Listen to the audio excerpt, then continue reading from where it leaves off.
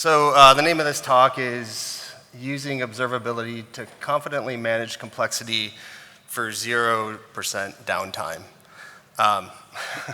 This is the kind of title you come up with when you're voluntold the Friday before FinTech DevCon you're giving a talk.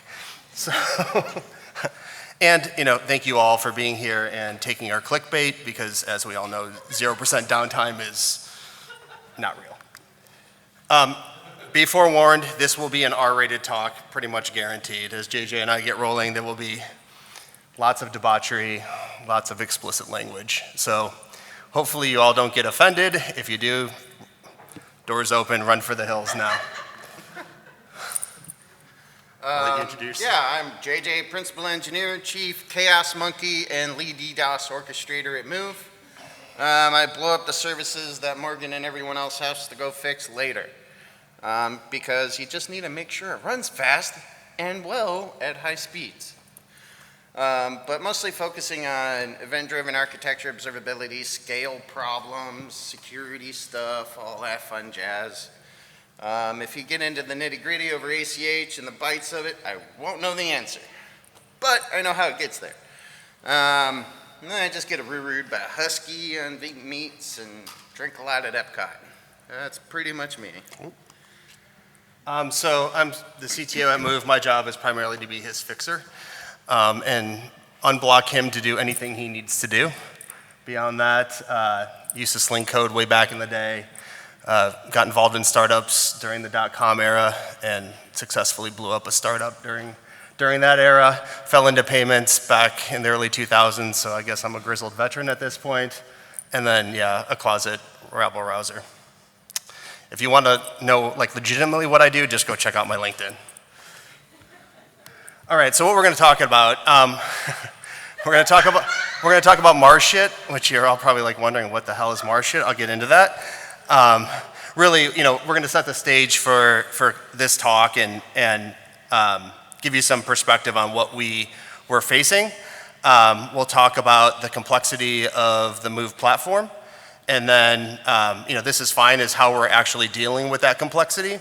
And then, at the end, feel free to ask us any questions if you're inclined. So I hope you all kind of come away with learning some techniques for understanding how observability can be applied to complex systems. And then I also hope that you come to realize that JJ and I aren't dumbasses. So, Probably are. Yeah, pretty much. So back in 2022, the Moov platform, we were really struggling. I mean, every platform has incidents. We were struggling with time to resolution for incidents. And Wade, our CEO, founder of FinTech DevCon and Moov and other things, had a conversation with Ben Horowitz. And Ben told him, what Moov does is like Mars shit. When things go wrong, people don't die, but companies do.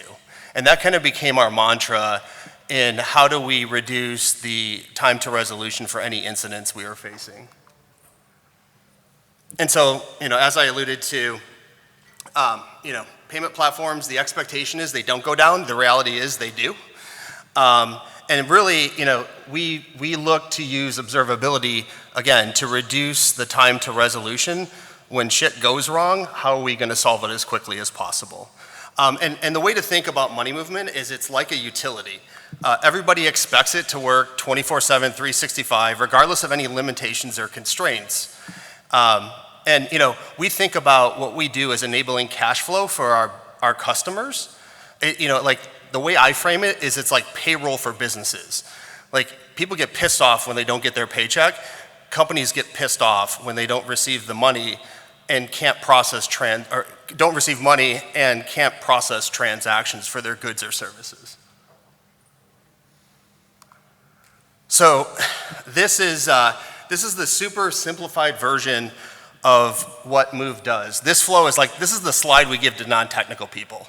This is, money magically moves from box to box in this diagram. I don't know, how many people are familiar with Insane Clown Posse? Okay, a decent amount. This is the flow equivalent of the song Miracles by Insane Clown Posse. If you're not familiar with Insane Clown Posse, there's a link at the end of this deck.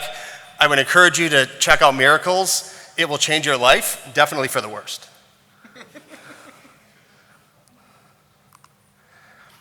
So, the reality is that payments and money movement is not that simple. This is it's hell, to put it bluntly. So let's get into a little bit of what the hell of money movement looks like. So, as I alluded to, payments always can't stop. The expectation is actually 100% uptime. Even though we call out 5 nines here, the expectation is actually 100% uptime. And so you have an uptime constraint, then you have a performance constraint. So latency needs to be very low when it comes to payments, particularly card payments. And that actually gets measured in, we have seconds up here, it's actually milliseconds. So we have these constraints around, and sometimes these constraints are customer driven. I would also say they're ecosystem driven as well. So like on the issuing side, if we don't adhere to certain requirements, we could actually be fined by the card brands. And then on top of that, we don't just build soup to nuts ourselves. We rely on a number of vendors in the broader ecosystem for things like, AML and KYC and KYB. We rely on vendors for gatewaying our APIs, the list goes on. And then, not to mention, you have sponsor banks, you have rails, so obviously the card brands, but also the Fed, the clearinghouse, and then, they can't all play with the same technology stack. So on top of that, you've got, we have most of our platform in GCP, but for example, to talk to MasterCard, we actually have to go across clouds to AWS, and then the clearinghouse forces us to run really old-ass IBM technology on-prem. So we have an on-prem presence, and then we have some shit in JJ's basement. And then the protocols, right? You think in this day and age everything would run across HTTP? No fucking way.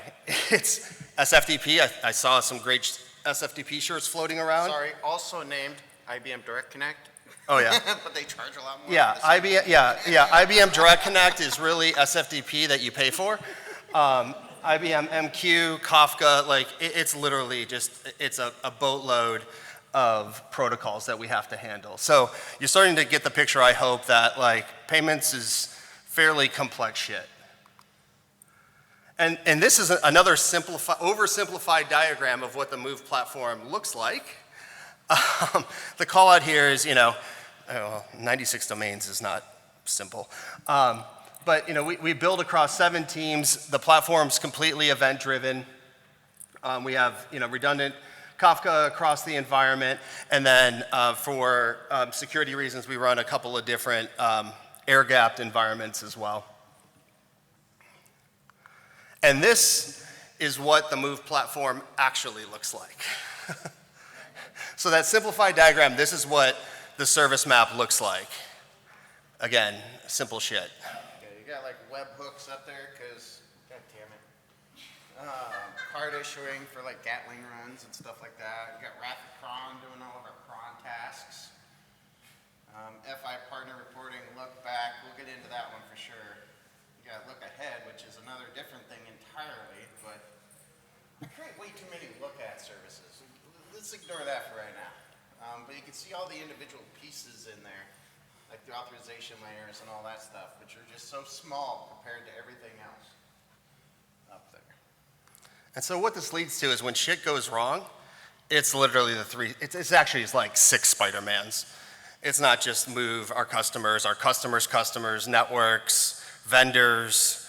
It probably is 6 Spider-Mans. Everybody's pointing the finger at each other. And it becomes very difficult to figure out where, when bad things are happening, where the bad things are. And you got to be the first ones to figure it out. You can't let them figure it out. Yeah, and at the end of the day, I would say our customers don't give a shit if it's Visa or MasterCard or they just want to make sure it's not us. Socure or Middesk, yeah. At the end of the day, they want and expect us to solve the problem. And so, this is fine. So we've learned to deal with this complexity. And we're going to spend a little time talking about, and JJ's going to do a demo of showing you, how we manage the complexity using observability within the Moov platform. So this is some great DALL-E AI art. Yeah, so we brought this one back. So one thing when we were trying to figure out how to do this, I think it was you, JJ, that had been following Charity Majors. There's a link to her at the end of the deck too, and some of the things she was talking about as it relates to observability, which led us to start talking to Honeycomb. And we rely pretty heavily on Honeycomb as one dimension for how we handle observability. It's not the only thing we use. We have some homegrown stuff too that JJ is going to talk about and show off. But they've really been an amazing partner for us. And really their magic is, for us is infinite cardinality, right? So when you think about money movement, there's you need cardinality. You need very, very specific,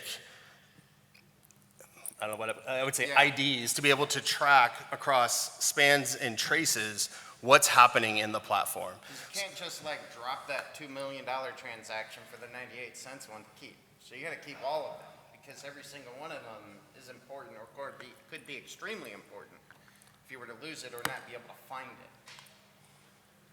So having that infinite cardinality makes everything really, really great where that we could get down to the exact transfer that's being made or the exact request or anything like that, just being able to use that identifier. Then we also use the same thing because of the infinite cardinality, we're able to do all kinds of audit tracking and abuse tracking. Like if somebody logs in there and somebody's just constantly spamming the same list of card numbers or bank numbers, we immediately could go, okay, they hit a honeypot and we can knock them off. These cards have been blocked forever and they're just running through some list. Micro-deposit enumeration, stuff like that we could track in Honeycomb because of that infinite cardinality and in the tools we have coming up as well. But there you have the whole observability framework built right into that. Yeah, so I think it's an important call out. We're not only using observability for pure engineering use cases, we're actually using it as well to track, fraudulent activity or activity that could pose a risk to Moov. So we've expanded. It's kind of interesting. Organically, we've expanded beyond just engineering use cases. And I don't know if it's somewhere further in here, but I probably just talked to it now. Mm-hmm. What we've seen is, we started with engineering, and then suddenly our product team started consuming our observability stack, and then that's even extended out into our risk and fraud teams as well. So yeah, they've all really loved it, and so have we. We'll get into demonstrations of that and the other tool we're talking about next. It's called the look back service. I was coming up with names, and I don't know, this one just stuck. So we have look back, look ahead, and look at. So you got past, future, and present. Where it kind of collapses in the present. Look back is all about looking into the past, grabbing everything, and storing it into BigQuery. But it also has the ability to query any of these things, again, with infinite cardinality, because it is extremely important to be able to try to find these specific things. This also happens to be our dead letter queue, handles our dead letter queue responsibilities because we could replay any of those events because it's just, a protobuf binary somewhere, right? But let's take a journey in trying to fix something, or at least seeing what's out there, or inspecting a request with these tools. So I got this ID. A customer basically gives us this ID. Well, what is it? All right? What is this ID? Well, in every API request that you make to Moov, we return an X request ID on the response. Through that X request ID, you have exact pinpoint to that specific request that was made and the traces and all the events that were exposed of that ID. So if a customer just records that, we can instantly debug the problem, see what happened, and move on. We don't have to go searching for their IP. We don't have to see what hit it was or user agents, or anything like that. As long as they have this ID, we're good. So let's take a look at what this looks like in Honeycomb. I have it open over here. I'm going to try to use this mouse like this. So here's like a simple trace. You can see the actual, where does that thing go? Calling account, calling mode, account IDs. Yeah. See, there's the request ID. And you can kind of see through here, like, there is a bunch of traces, and a bunch of it's just producing, consuming, doing an operation, and moving on. And you can kind of see all the little interactions that happen. There's even a few little errors that are from a new service that we've been working on called Look At, which keeps the most recent version of a domain object, thus removing the need for GET requests being written. And the whole thing is event source, so that one ID is passed on every event. It's in the actor model, we call it, on that event. So when you go back, so that's Honeycomb's way of how we can look at it. And that's cool, we can see a recent request, and we get some recent traces on it. Well, what does lookback actually have for this? Since it's actually sitting there in the protobufs, what does it actually have? So we can actually like dive in here and we can say, hey, what was that request for that specific request ID? And you can see we have a little index over here on the side and the value there. And you can see there might be other indexes here too that we can actually query on. And then there's actually this big blob of JSON. I couldn't actually figure out how to open up any bigger, but you can kind of see it serializes out that JSON blob into, or that protobuf into a JSON blob. And we could see all of the events that were triggered and all of those different events that came out of that. So this is a lot of useful data right here, and that you could query and join and all this stuff on these indexed fields. But, okay, so yeah, we got one request, we were able to see one thing. So what's the next best thing? Well, what if we wanted to say, hey, I have an IP address, I want to see what this IP address is. Well, this IP address is actually the Gatling engine that I run. Gatling scripts that I run to actually load test the system. So there's going to be quite a bit of additional info on this one. But let's take a look at this. I mean, there's no way you can find all of that, right? So many IPs, so many events. You can kind of see, like, I did a little DDoS run over here at around 3,000 a second. And then you end up with a bunch of traces. And I'm like, okay, cool. Last 60 days, I can see what that singular IP address was doing across all of them. And I can even dive down even deeper, but we gotta finish this at some point, right? This is so hard trying to do it like this. All right. So then, well, what does Lookback actually have? Does Lookback have all of that data going all the way back? Well, sure enough, they can, is that the right one? 1, 2, 3, 4, yeah. So you can kind of see we have the IP address in there. We're checking those list of indexables over here on the side, and we can get back not just the RAN I did this morning, but stuff going back forever and ever and ever. Like this is like useful where like you could say, how many logins has this IP address made? Have they tried to attach to different accounts? How many other accounts have they attached to? So we could take that one IP address and then find any number of connections that might be compromised from that IP, among other things. That's all super, really useful information. How many times have they updated an account, or all of that fun stuff. All right, back to that dang tab. Where are you at? There we go. And then, so, well, that's fine. You have all this data, but like, what about the customer or the sponsor? Can they get this data? They probably can't, right? Right? Well, no, we got to get into partner observability. Back to me now. Let's go. So, obviously this data is very useful for Moov, but we also realize that this data could be useful for our sponsor banks and our customers as well. So we developed a product called Data Sync. And really, Data Sync is really, we think about it as for sponsor banks giving them observability into Moov's activities for compliance reasons. And then we think about Data Sync in the context of our customers as giving them I can't talk anymore, Jesus. Observability. You just say for, Ollie. Yeah, thank you. Ollie for reconciliation. And really, why does this matter? These entities expect this data. And I would say the current expectation and the legacy expectation is that you're providing them with custom reports, and they're usually dictating the formats in which you're providing that data. So Data Sync, basically gets us out of being a ProServe shop. No offense to people who do ProServe, but that's a living hell.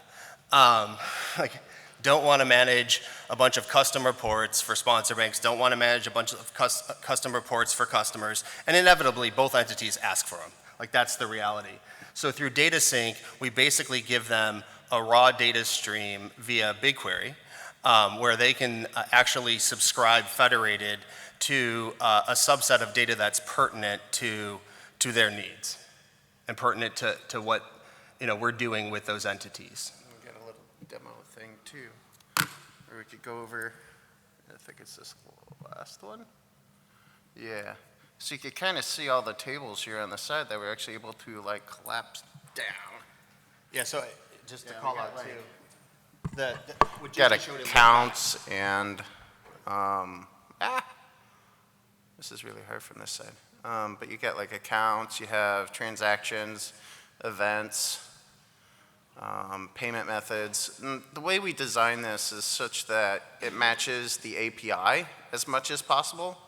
So it's actually multi-dimensional, much like our API is. That way we could take that additional knowledge that they already have, coding to the API, and translate it into writing their queries and not having to learn the joins between 30, 40 tables from some other data product.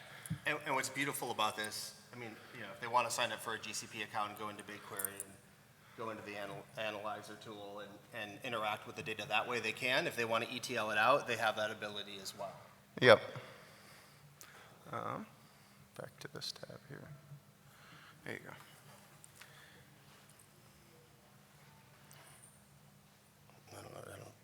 And just next. Yep. And then basically, the demos that I was showing was everything that is available via Data Sync.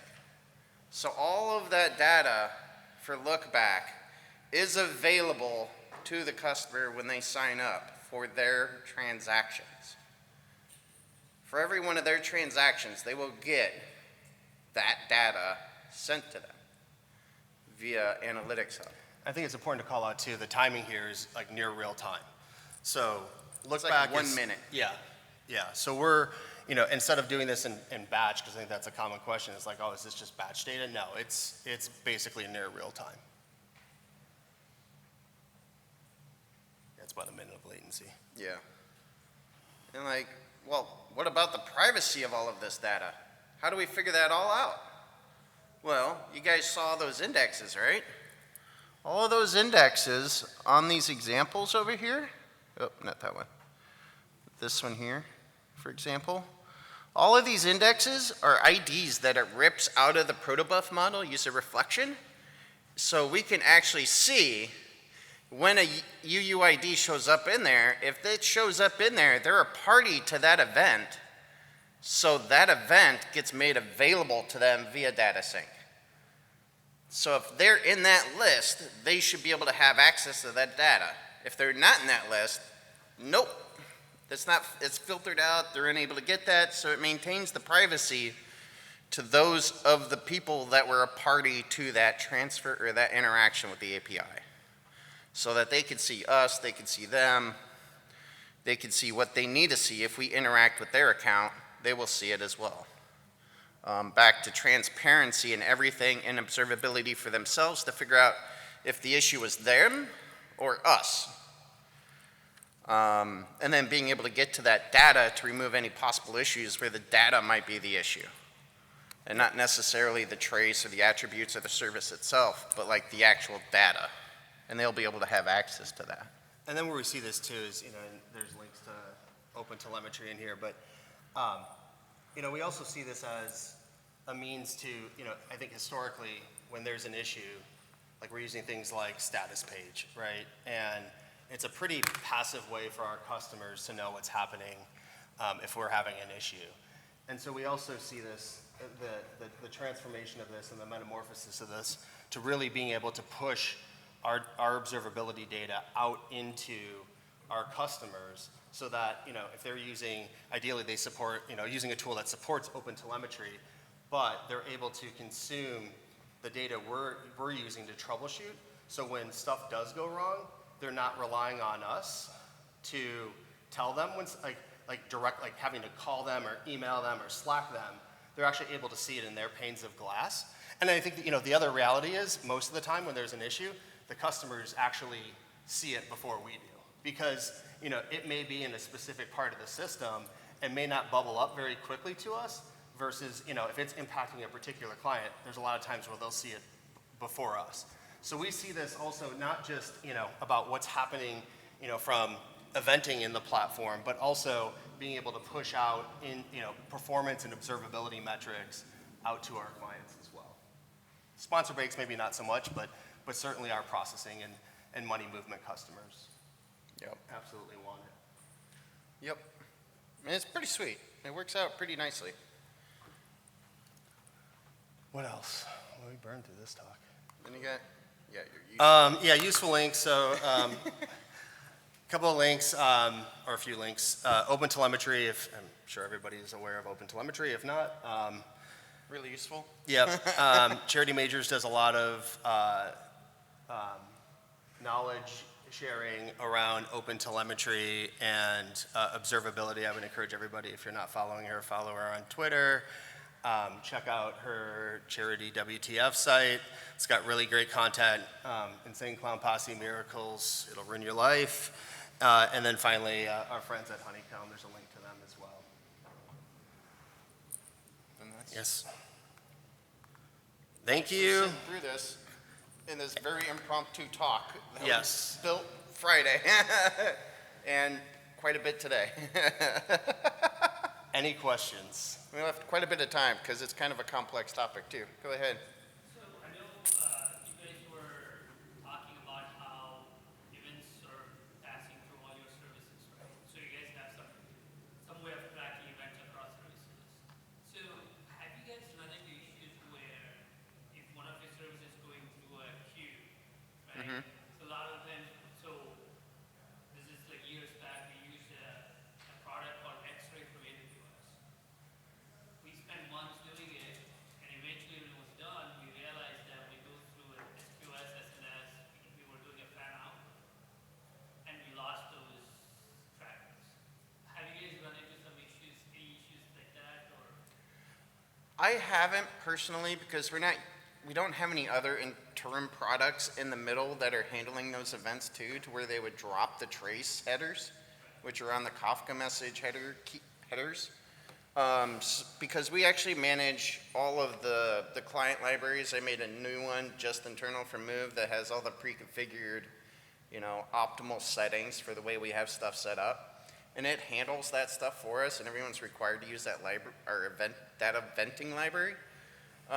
When we do have a case where we have to go out and call a third party, they usually have some API, and then they have to webhook back in which case we just say, okay, take that protobuf, shove it in MySQL or Redis or something else.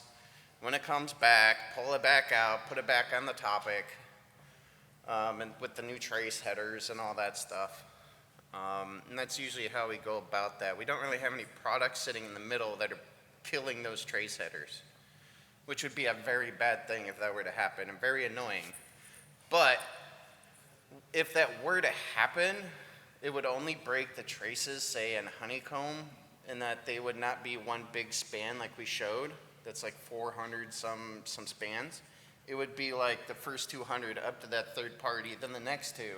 But both sets would still show up because all those same attributes are stored in Honeycomb and in Lookback. So all of that same observability is still there. It's just not necessarily a clean line when you display it. Does that answer? Yeah. Yeah. This might be a naive question, but like PII in terms of shipping this data out, can you say anything about the sort of security? So Yeah. nothing that we actually, so like SOC 2 secure data, like social stuff like that, Cardholder data. none of yeah. that actually ends up in Kafka. None of those encrypted bits end up in Kafka. Like when it comes to SSN, it goes right into the account service from the API. They encrypt it with Vault, and then it's just stored in MySQL. And then the event that's emitted is everything but the PII.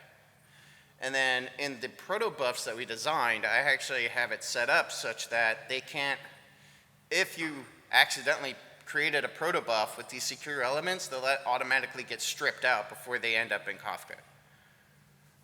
When it comes to like the card and CVV and PAN and all that stuff, again, right into card gateway, sends it off to Vault, encrypts it immediately, stores it in the DB, says, hey, here's a new card with the bin and the last four, and says, okay, cool.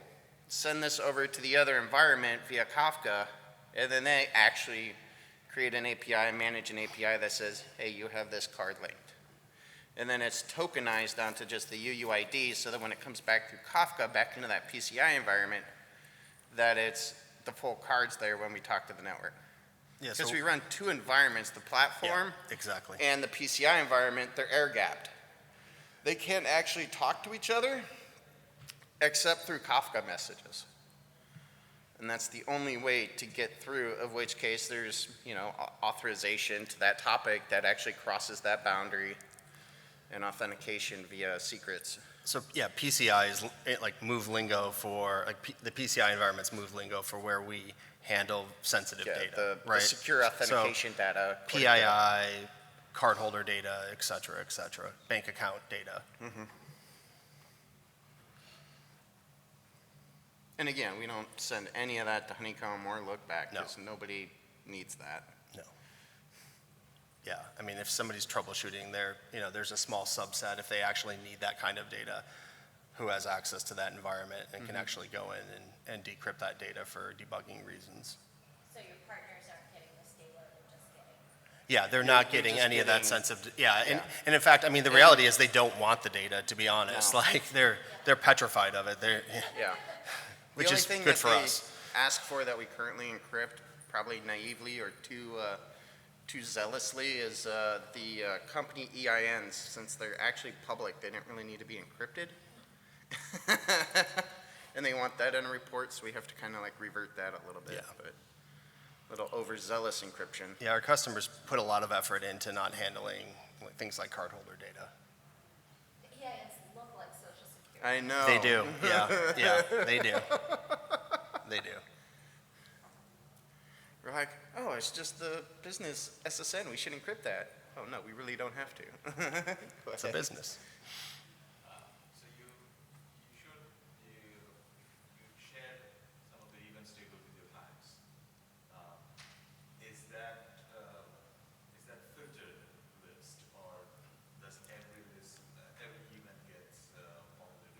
So when I actually set those up, it's actually an automated service that I built that actually builds the structure for that whole data sync data set. And one of the arguments is actually the account ID that needs to be in the event to end up into data sync.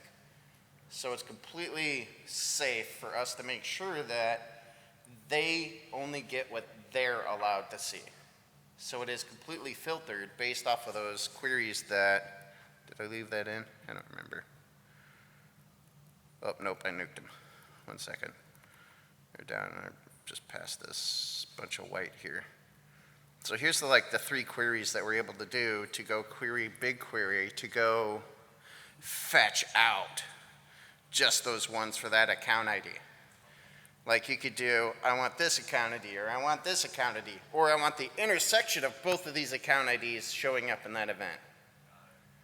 So you could do any number of intersections, and you could say like, oh, this and this account ID from this IP. Like you could get really, really granular with the way I have those indexes set up.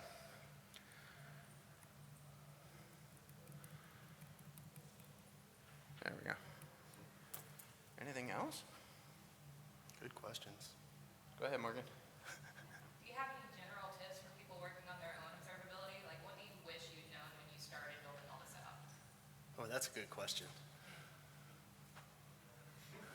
I don't know. You know these things existed before you started here. It was like one of the first things I built because I knew it'd be an important thing to be able to audit all the actions taken. So I knew pretty much like right off the bat to grab it all.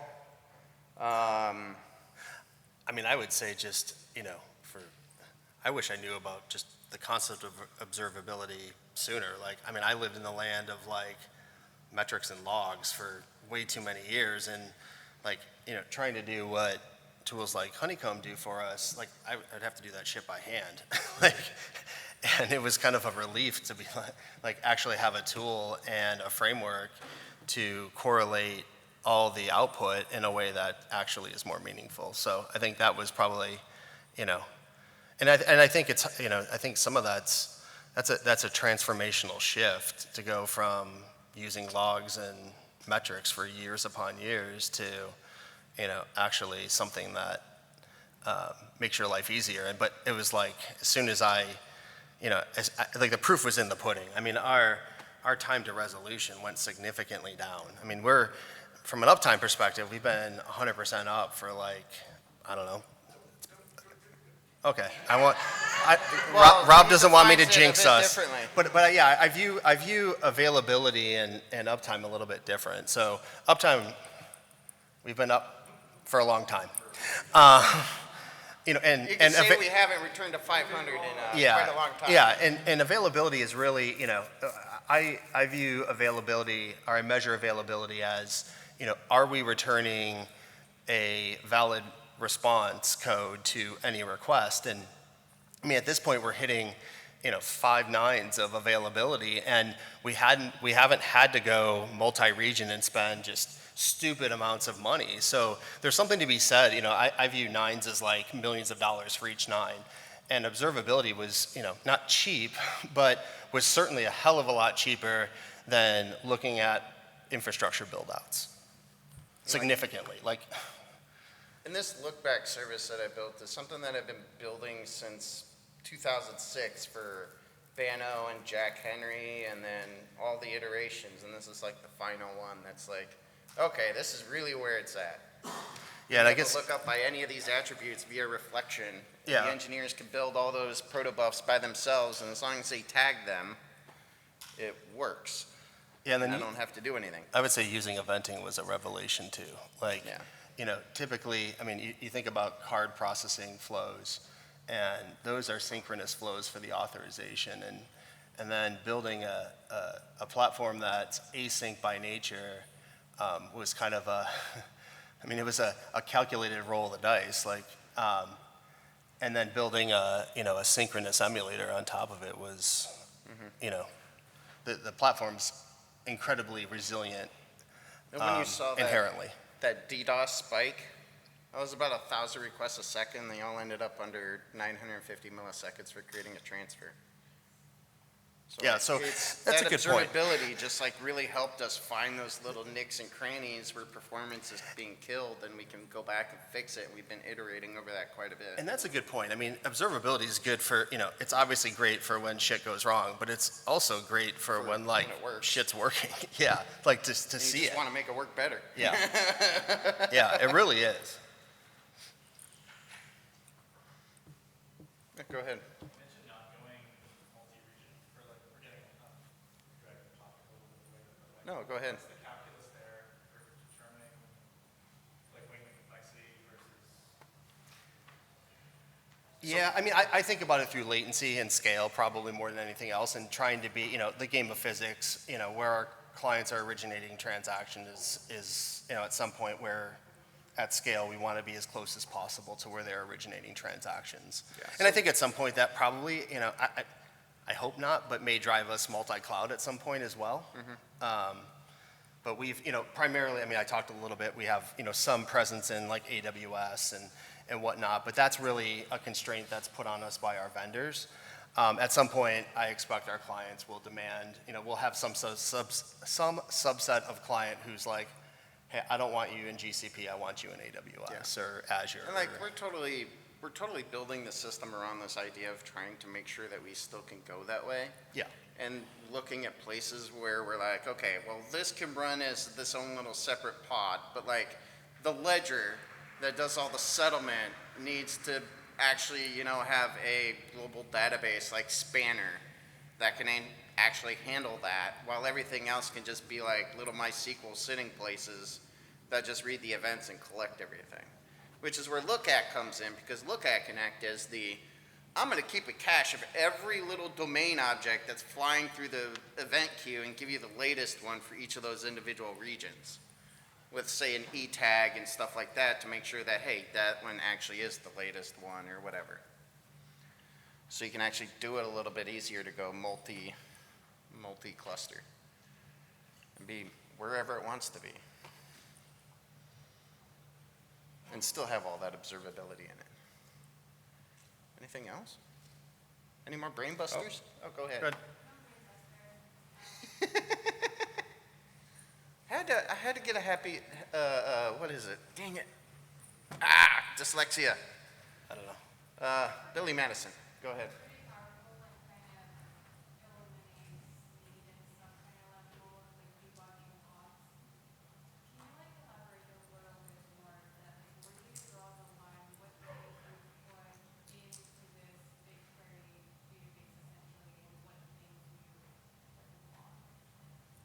So right now, the only thing we log is actually errors.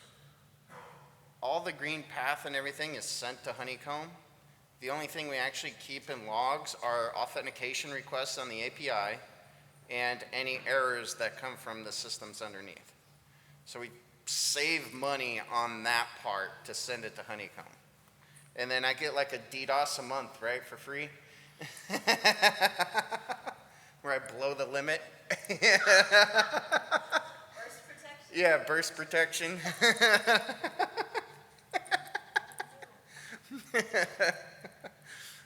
So that's really where we keep the logging at. And then Lookback acts as his own log. Yeah. If everything's in there and it's all timestamped down to the nanosecond, like it's its own log, which is beautiful. And then we have Honeycomb for 60 days as well for individual traces. Yeah, that telemetry data at the end of the day is basically just a fancy structured log. Yeah. With relationships. Which someday maybe I'll do a talk going from print hello world to actual telemetry, which would be cool. I was going to ask that earlier, so 60 days is what you guys typically store all the Honeycomb stuff. Yeah. Have you guys ever needed anything before that, or is it? Not for Honeycomb specifically. If we're asked for stuff before that, we usually just go to GCP logs because it's something that really happened, or we use Lookback. Yeah, exactly. Because they're asking for like, what did this person do? Well, that stuff is in Lookback for sure. And we can see what data they were sending, not necessarily see what data they're sending with Honeycomb, because we don't give it everything. Like we don't need names, addresses, and all that stuff up there, but we do want that in Lookback because that's what feeds the sponsor banks. And I think, generally speaking, very rarely do we have to go beyond 60 days. Most of the time, if there's a problem, it's surfaced pretty darn quickly, just by the nature of what we do. Yeah, the only time I have to go back 60 days is like when I have to redo this talk again and I have to go refresh all the links. All right, I think we're at time. Thank you all for Thanks. coming to our talk. Thank you to our sponsors if you're in the room.